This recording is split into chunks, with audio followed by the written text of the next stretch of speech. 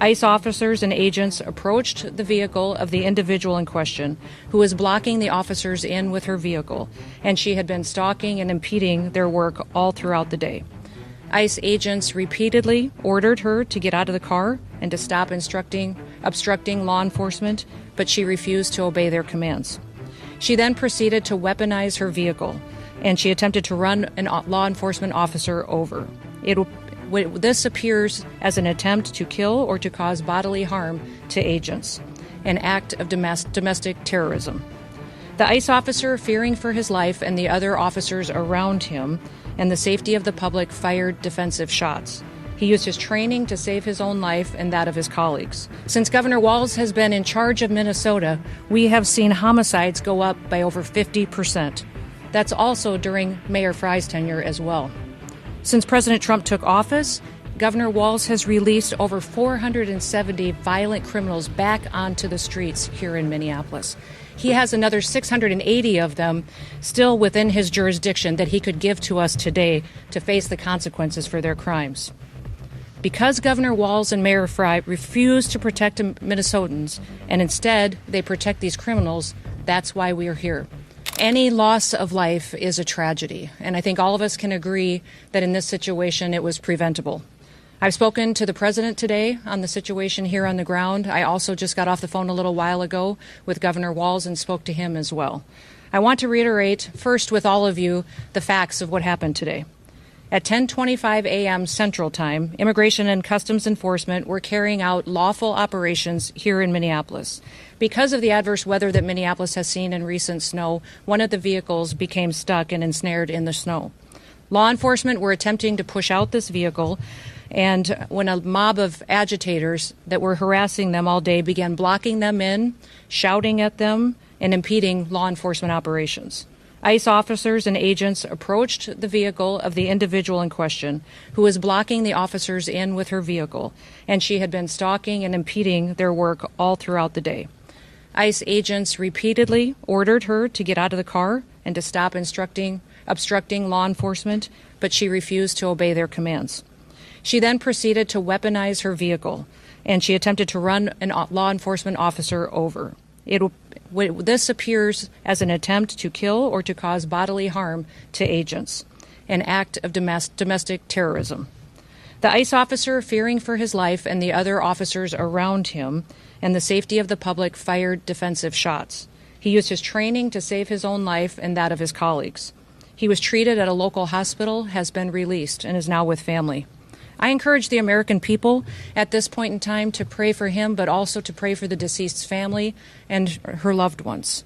Today alone in this country, there have been 4 different domestic terrorist attacks on federal officers by the ramming of vehicles. 3 of them happened here in Minneapolis. We've seen over 100 of these vehicle rammings happen in just recent weeks, and this must stop. ICE alone is facing a 1,300% increase in assaults against them and an 8,000% increase in death threats against all of them. In fact, the very same officer who was attacked today had previously been dragged by an anti-ICE rioter who had rammed him with a car and drug him back in June. He sustained injuries at that time as well. And let me remind you why we're all here in this city today and why we've been here. In communities across this country and here in Minneapolis, we're just enforcing the laws that we have in this country. For years under President Biden, tens of millions of dangerous criminal illegal aliens, terrorists, and suspected terrorists were allowed to invade our country over our southern border. They were allowed to steal, to defraud, and to perpetuate violence against American citizens. Regardless of who your mayor or who your governor is, President Trump promised every single American that he would make America safe again. He promised every single American that he would work to protect them from dangerous criminals. Since Governor Walz has been in charge of Minnesota, we have seen homicides go up by over 50%. That's also during Mayor Frey's tenure as well. Since President Trump took office, Governor Walz has released over 470 violent criminals back onto the streets here in Minneapolis. He has another 680 of them still within his jurisdiction that he could give to us today to face the consequences for their crimes. Because Governor Walz and Mayor Frey refuse to protect Minnesotans and instead they protect these criminals, that's why we are here. And we didn't just show up yesterday, we've always been here. But we're surging operations because of the dangerous situation we see in this country and because we're no longer going to allow illegal criminals to damage and harm, to kill, to sexually abuse, to proliferate drugs, and to steal American taxpayers' dollars. This state has faced unprecedented immigration fraud.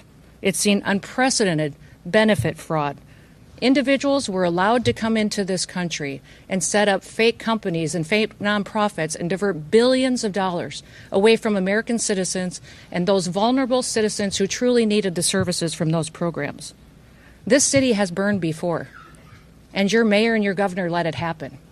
President Trump is not going to let that happen. He and our federal law enforcement officers are here to bring peace and to bring public safety and to ensure that criminal activity is stopped and that people who perpetuate it will face consequences.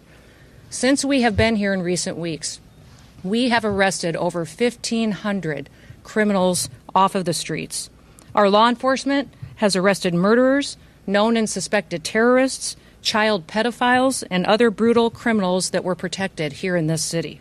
We should all work together to protect our citizens. We should all protect the men and the women and the families who live here in Minneapolis, who live in Minnesota, and live throughout this entire country. I want to thank you for being here, and I want to thank you for focusing on the important work that our federal officers do and make sure that we're focused on the priorities of this country, and that's making sure that we're keeping people safe. With that, I'll take any questions that you may have. Secretary Noem, Mayor Frey called the claim for self-defense BS. How do you respond to that? I say that he doesn't know what he's talking about. It's very clear that this individual was harassing and impeding law enforcement operations. Our officer followed his training, did exactly what he's been taught to do in that situation, and took actions to defend himself and defend his fellow law enforcement officers. Secretary, can you expand too on the agent's injuries? The president said that he's lucky to be alive. The officer was hit by the vehicle.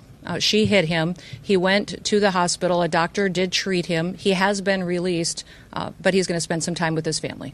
Can you clarify whether he was hit before or after the gunshot was fired? I can't, but the FBI will continue the investigation and release more facts when it's appropriate. Secretary Noem, has the agent been relieved of his duty, or can you give us any other? No, we're following the standard protocol procedures we do in situations like this. When there's an officer-involved shooting, we make sure that we get the facts and that we are getting the statements from everybody involved and make sure that investigators are handling the decisions. Secretary Noem, have ICE operations paused because of what happened today? No, we're still out on the streets doing our work to get dangerous criminals off of the streets of Minneapolis. Can you give us any insight into your conversation with the governor? You know, Tim and I have known each other for years. We served in Congress together. We both ran for governor the same year and have served as governor at the same times.